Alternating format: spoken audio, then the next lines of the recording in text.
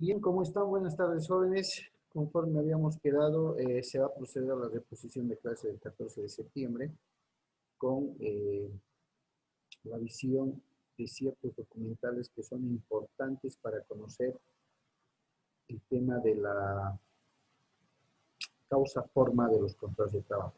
Sin más preámbulo, voy a compartir con ustedes, por favor, el documental acordado y bloquear, voy a compartir también el audio del documental y silenciar el micrófono.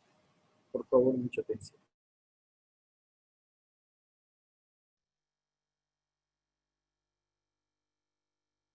En esta clase vamos a hablar del tema de la forma de los contratos. Enseña Aristóteles que la forma es un principio distinto que da una manera de ser a las cosas y les comunica sus atributos. Todas las cosas existentes tienen dos dimensiones, la individual o material y la formal, esencial o común.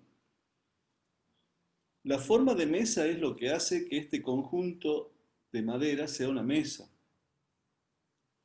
La forma no puede estar separada de aquello de lo que constituye su esencia, es decir, de la materia, y viceversa. En el ámbito de los negocios jurídicos, la forma es el contenido del acto desde el punto de vista de su visibilidad. La forma supone siempre un contenido, porque no puede haber forma sin contenido, ni contenido sin forma. El contrato es un acto jurídico bilateral patrimonial que se independiza de sus autores. Es una obra humana, un resultado. Y el contrato tiene dos elementos, la forma y el contenido. El contenido es lo que se dice y la forma es cómo se lo dice. Toda manera de expresar algo es una forma. Forma puede ser la palabra hablada, la escrita, la mímica, el silencio mismo puede ser una forma. El artículo 260 dice que en el acto voluntario es el ejecutado con discernimiento, intención y libertad que se manifiesta por un hecho exterior. Es decir, para que el acto sea voluntario tiene que exteriorizarse, manifestarse por un hecho exterior. Porque sin exteriorización no hay acto voluntario, sino un propósito in mente retentum. Dice Yering que la forma representa el tránsito de la intimidad subjetiva o querer interno a la exteriorización objetiva. Debe distinguirse el concepto de forma en sentido amplio y en sentido específico. En sentido genérico, con la palabra forma se designa cualquier manera de exteriorización de voluntad. Por eso Jambías dice que esta forma genérica se la denomina forma esencial, porque no es concebible un acto jurídico sin alguna forma, cualquiera que ésta sea. Se ha criticado esta denominación de forma esencial porque se dice que es equívoco, porque a veces se utiliza la palabra esencial para referirse a las formas solemnes.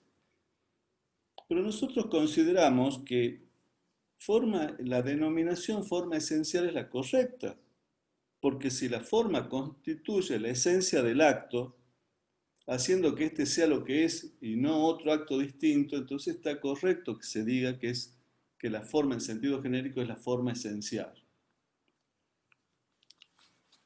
Pero también se puede hablar con la palabra forma en un sentido más específico, más técnico, más preciso.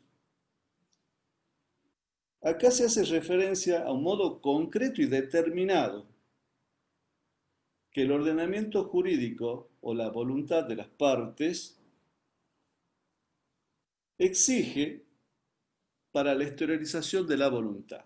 Es decir, que de todas las maneras o formas de exteriorización de la voluntad, se seleccionan algunas y se elige cuál es la que debe ser utilizada para que ese acto sea válido y eficaz. Entonces es una forma impuesta, que puede estar impuesta por la ley o por la propia voluntad de las partes contratantes. Por ejemplo, el artículo 284 del Código Civil se refiere a la forma en sentido específico y dice que es aquella que tiene lugar cuando la ley designa una forma determinada para la exteriorización de la voluntad. Pero también dispone que las partes pueden convenir una forma más exigente que la impuesta por la ley. Entonces vemos que la forma impuesta puede ser o por la ley o por la voluntad de las partes. En los ordenamientos jurídicos primitivos, bastaba que un negocio hubiera cumplido con la forma exigida por la ley para que sea válido. En la Roma primitiva,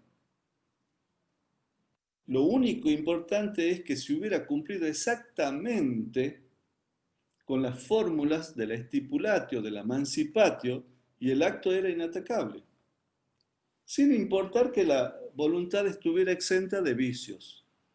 Se cumplía la forma, el rito, y ya nacía el acto como válido. El formalismo negocial primitivo obedece a la necesidad de apreciar las cosas con los sentidos y se le atribuye a la forma una eficacia casi mágica. El negocio quedaba concretado mediante la utilización de determinadas actitudes, por ejemplo, formas rituales, palabras, presencia de testigos, etc. En tal supuesto puede decirse que la forma tiene un valor constitutivo. Se cumplía la forma y nacía el negocio.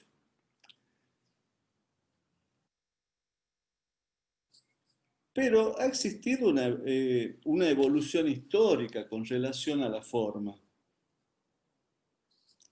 Digamos que en el derecho moderno, las formalidades exigidas por el derecho romano y por el derecho germánico se habían abandonado en general, gracias al empuje de la llamada corriente espiritualista, con el aporte de los canonistas, de los justnaturalistas y hasta de los germanistas que hablan de un hombre, una palabra, advirtiéndose que la fuerza que vinculaba a las partes era su propio consentimiento, la voluntad de las partes, cualquiera sea la manera en que ésta se haya exteriorizado.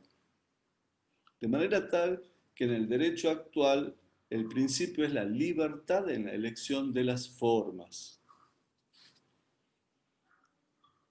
No obstante, el formalismo no ha desaparecido totalmente, pero resulta diferente en su espíritu y su técnica, porque ahora el formalismo tiene como finalidad tutelar los intereses de los terceros y para la seguridad del tráfico jurídico.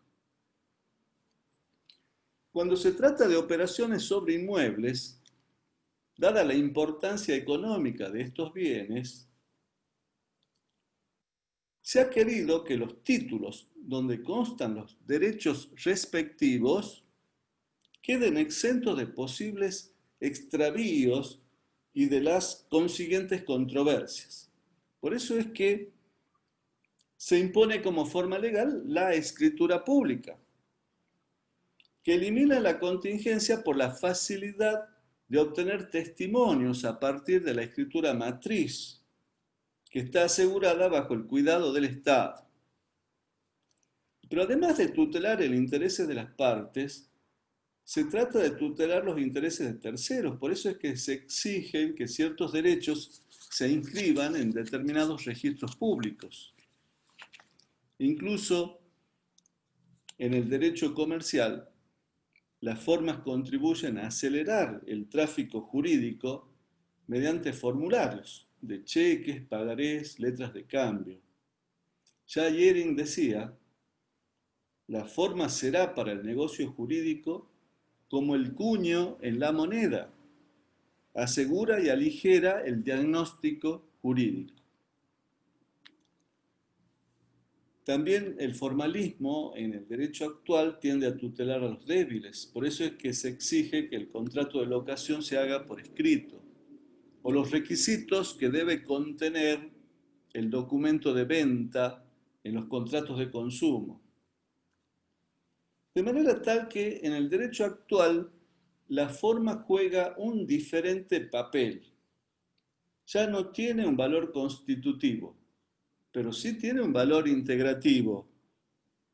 No da vida y validez por sí sola al negocio, sino juntamente con los demás requisitos que la ley establece para aquel. La imposición de formas tiene sus ventajas y sus desventajas o inconvenientes. Entre las ventajas podemos mencionar las siguientes. El cumplimiento de las formas solemnes que se adicionan al acuerdo de voluntades crea en el contratante el efecto psicológico de quedar especialmente obligado. La imposición de formas determinadas contribuye a frenar la precipitación, precisamente porque el cumplimiento de la solemnidad insume un cierto tiempo que facilita la reflexión. La forma da certidumbre al contrato y permite distinguirlos de las tratativas previas. Con la forma se consigue certidumbre sobre la identidad de los contratantes, la capacidad de las partes en el momento en que se celebró el contrato, sobre la circunstancia de tiempo y lugar de la contratación. Facilita la prueba porque preconstituye su contenido. La forma protege también a los terceros porque al dar mayor visibilidad al acto, estos sabrán a qué atenerse y evita que las partes puedan actuar en fraude de estos terceros. Y asimismo, desde un punto de vista fiscal, las formas legales facilitan el cobro de los impuestos respecto de los cuales los oficiales públicos actúan como agentes de retención. Pero la imposición de formas también tiene sus desventajas o inconvenientes. El inconveniente reside en que si el contrato no observa la forma requerida, el deshonrado invocará el defecto de forma para no cumplir el contrato, a diferencia del honrado que cumplirá su palabra cualquiera sea la forma en que ésta se hubiese manifestado. Otro inconveniente de las formas es que imprime pesadez en los negocios. Además, el cumplimiento de las formas resulta oneroso e insume un cierto tiempo en su realización.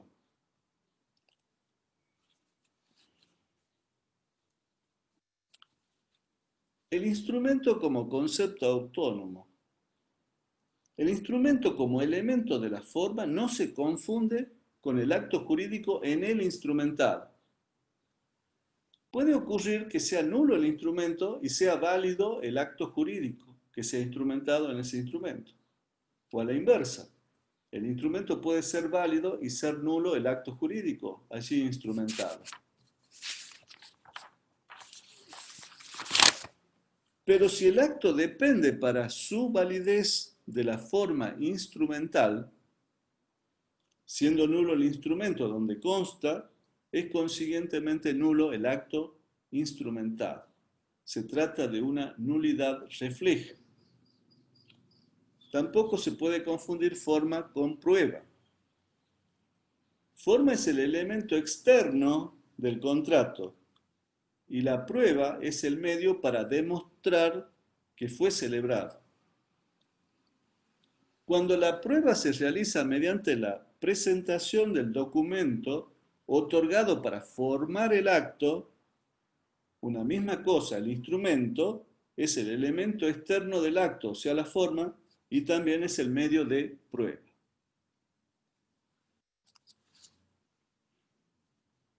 ¿Cómo es el régimen de la forma en el Código Civil y Comercial?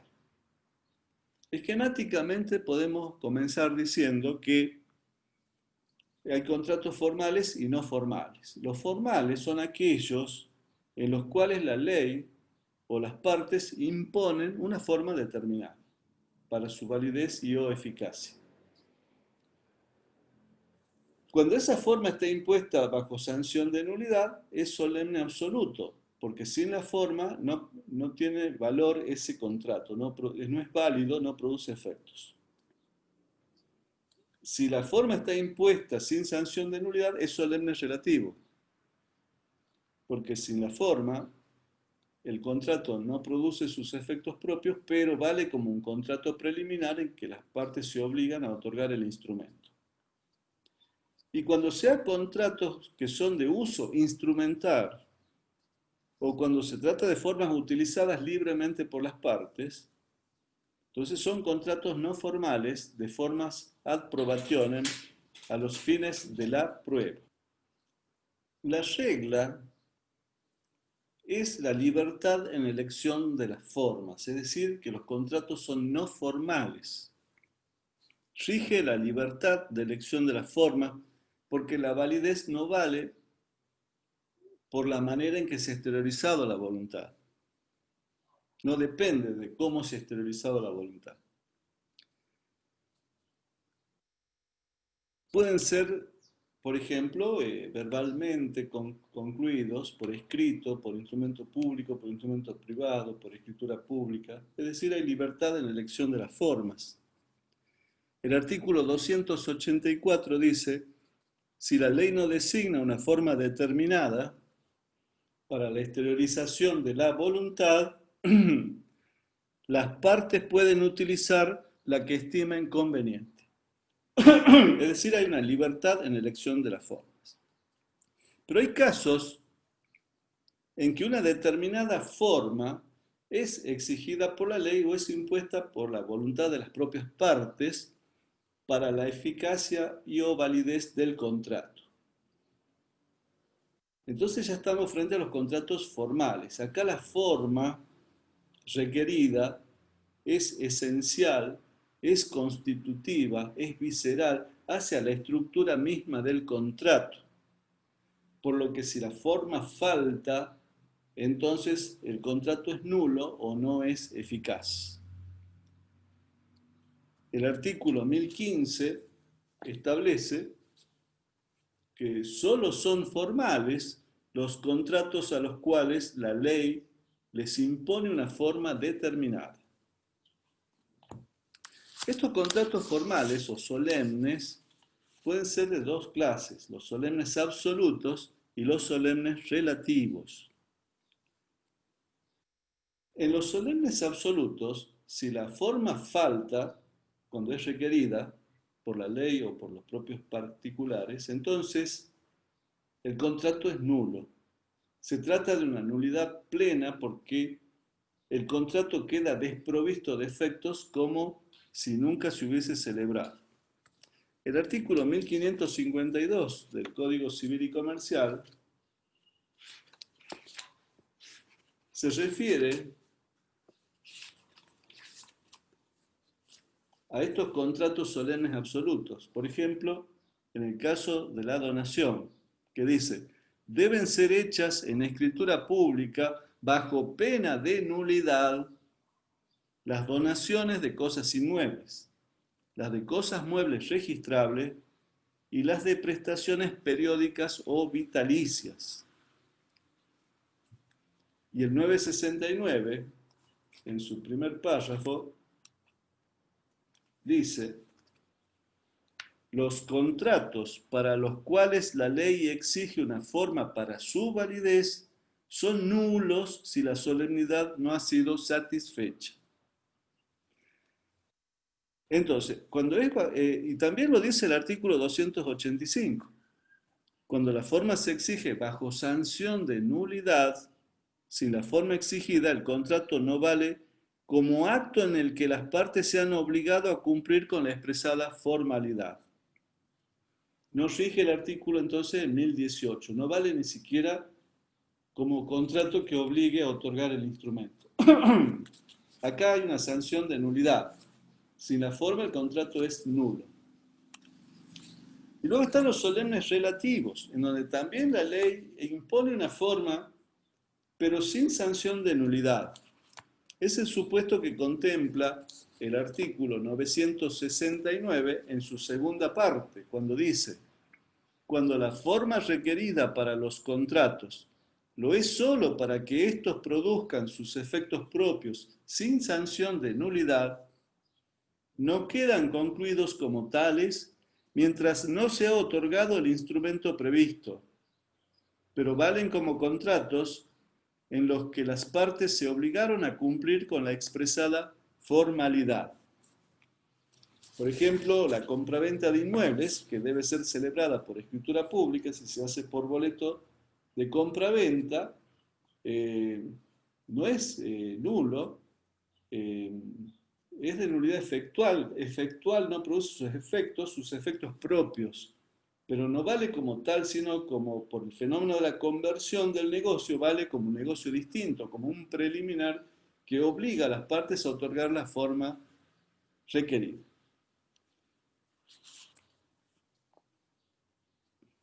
También son solemnes relativos todos aquellos en donde la ley le impone una forma pero sin sanción de nulidad. Porque si la ley impone una forma quiere decir que es formal. Y al ser sin sanción de nulidad es solemne relativo. Además del ejemplo de la compraventa inmobiliaria podemos mencionar la fianza que debe convenirse por escrito. Por ejemplo, el contrato de locación de inmueble o de mueble registrable o de una universalidad que incluya alguna de ellas o de parte material de un inmueble deben ser hechos por escrito. La donación remuneratoria se juzga gratuita si no consta en el instrumento lo que se tiene en mira remunerar. Se presupone que tiene que haber un instrumento, es decir, la forma escrita. El contrato de agencia debe instrumentarse por escrito. La cesión de derechos, la regla es que debe hacerse por escrito. Hay casos especiales que tienen otra forma, pero la regla es que es por escrito. El acuerdo de arbitraje debe ser por escrito. El fideicomiso debe celebrarse por instrumento público o privado. Entonces, en estos casos, hay una forma impuesta por la ley sin sanción de nulidad, lo que determina que si no se cumple la forma, no produce sus efectos propios, pero vale como contrato en que las partes se obligan a otorgar el instrumento. Entonces, estos son los contratos formales. Pueden ser solemnes absolutos o solemnes relativos. Y luego están los contratos no formales, que pueden ser de formas ad probatione. Entonces, cuando no hay una forma impuesta para la validez o eficacia del contrato, ni por la ley ni por las propias partes, el artículo 284 que habíamos leído dice: las partes pueden utilizar las que estimen conveniente. La forma utilizada, entonces, si fuera instrumental o documental, puede usarse como medio de prueba del contrato. El artículo 969, en su último párrafo, dice: cuando la ley o las partes no imponen una forma determinada, esta debe constituir solo un medio de prueba de la celebración del contrato. Entonces es una forma a los fines de la prueba, una forma ad probationem. Si falta la prueba, no afecta la validez del contrato. Lo que se hace es dificultar la prueba, pero no hace a la validez del contrato. Fíjense que cuando es no formal de forma ad probationem, el contrato ya se concluye oralmente y en un momento posterior se redacta el instrumento. Cuando el contrato es no formal, el instrumento es temporalmente posterior a la contratación.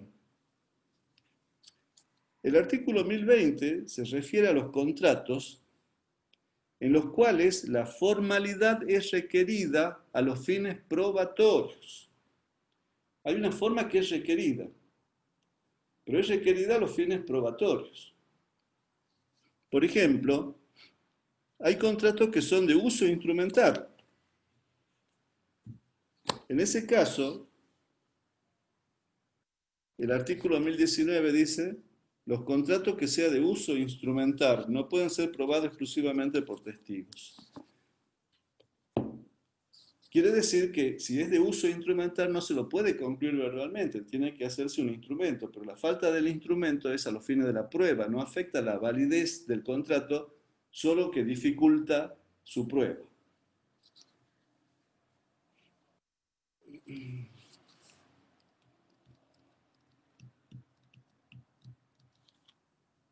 Ahora, ¿cuáles son los contratos que deben ser hechos por escritura pública?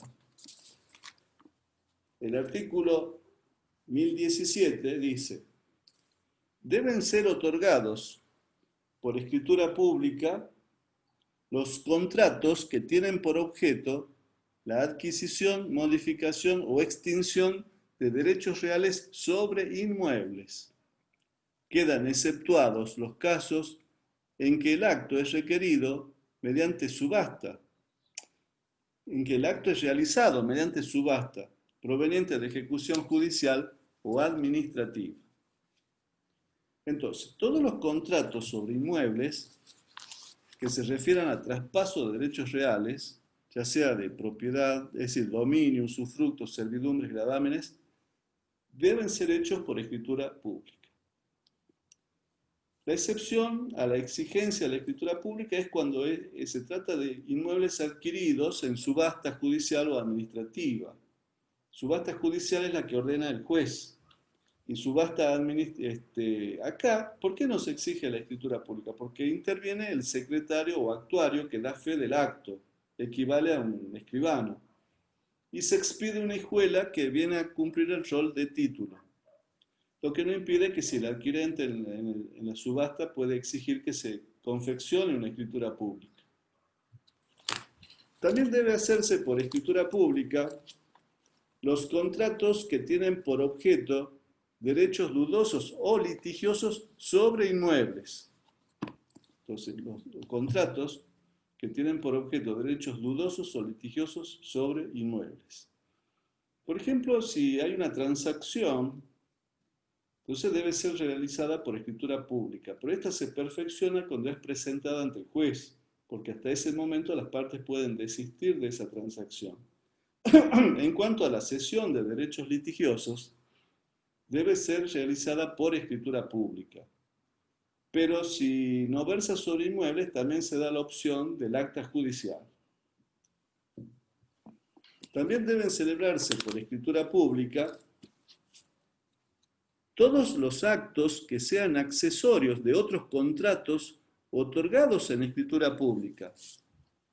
Por ejemplo, la cancelación de la hipoteca es un acto que debe hacerse por escritura pública, porque el contrato de hipoteca se celebró por escritura pública.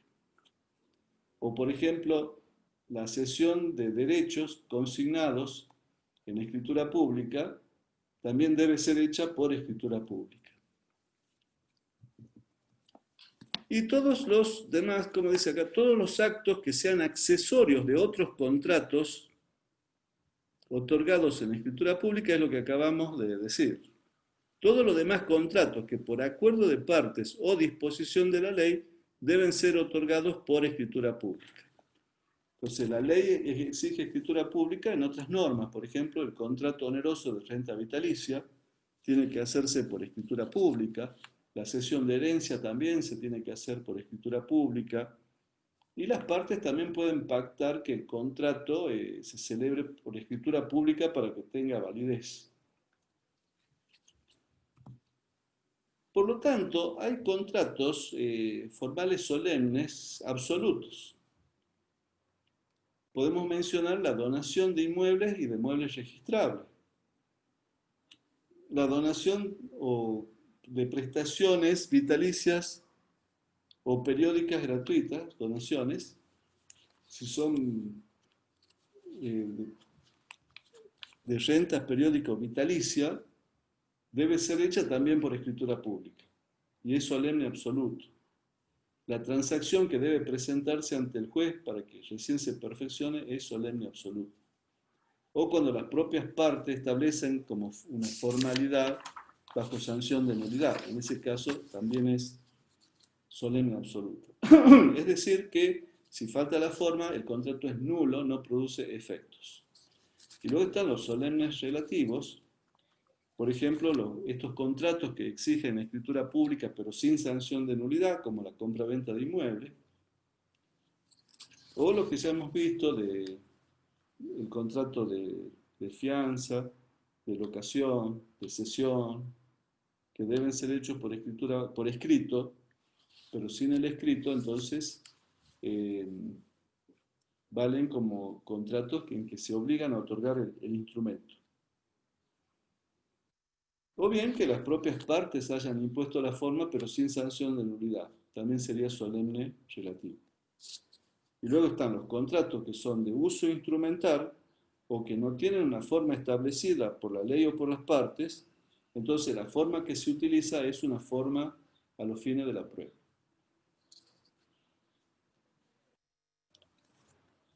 Hemos visto en el 969, segunda parte, que cuando la forma es requerida sin sanción de nulidad, es decir, para que produzcan sus efectos propios, no quedan concluidos como tales mientras no se ha otorgado el instrumento previsto, pero valen como contratos en los que las partes se obligaron a cumplir con la expresada formalidad. Entonces acá es nulidad efectual de efectos, no produce sus efectos propios, no quedan concluidos como tales, no valen como tales. Pero por el fenómeno de la conversión, valen como contrato preliminar en que se obligan a otorgar el instrumento. ¿Qué es lo que dice precisamente el artículo 1018? Cuando dice: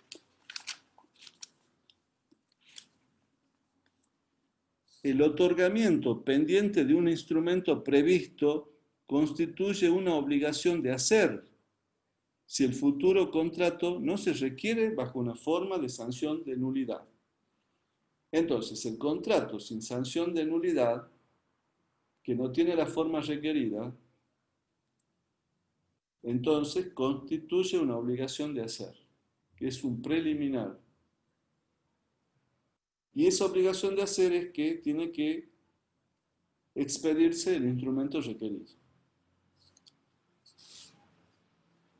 Y el artículo dice: si la parte condenada a otorgarlo es remisa, el juez lo hace en su representación siempre que las contraprestaciones estén cumplidas o sea asegurado su cumplimiento. Entonces, el régimen es el de las obligaciones de hacer como todo contrato preliminar. Y en caso de incumplimiento, el acreedor tiene opción por hacer ejecutar por otro o reclamar daños y perjuicios. Puede, si el deudor es condenado a escriturar, por ejemplo, y no lo hace, entonces el juez lo puede hacer por el deudor.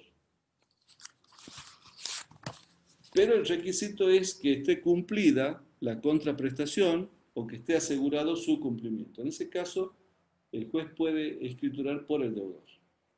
Salvo que haya una imposibilidad. ¿Por qué puede escriturar por el deudor el juez? Porque es una obligación de hacer, pero no es personalísima, porque puede ser ejecutada por un representante legal o voluntario. Y también lo puede hacer el juez. Salvo que haya una imposibilidad. Por ejemplo, se trate de un enajenante a título non domino, entonces no hay forma de hacer la escritura. En ese caso, el acreedor solo le queda la vía de la resolución del contrato y reclamar los daños y perjuicios. El artículo 1016 dice a su vez: la formalidad exigida para la celebración del contrato Rige también para las modificaciones ulteriores que le sean introducidas, excepto que ellas versen solamente sobre estipulaciones accesorias o secundarias, o que exista disposición legal en contrario. Entonces, la forma del contrato también rige para las modificaciones de ese contrato. En cuanto a la naturaleza jurídica del boleto de compraventa, es un tema que ya lo hemos analizado en la clase del contrato preliminar, en donde directamente nos remitimos a las consideraciones que ya formulamos en esa clase.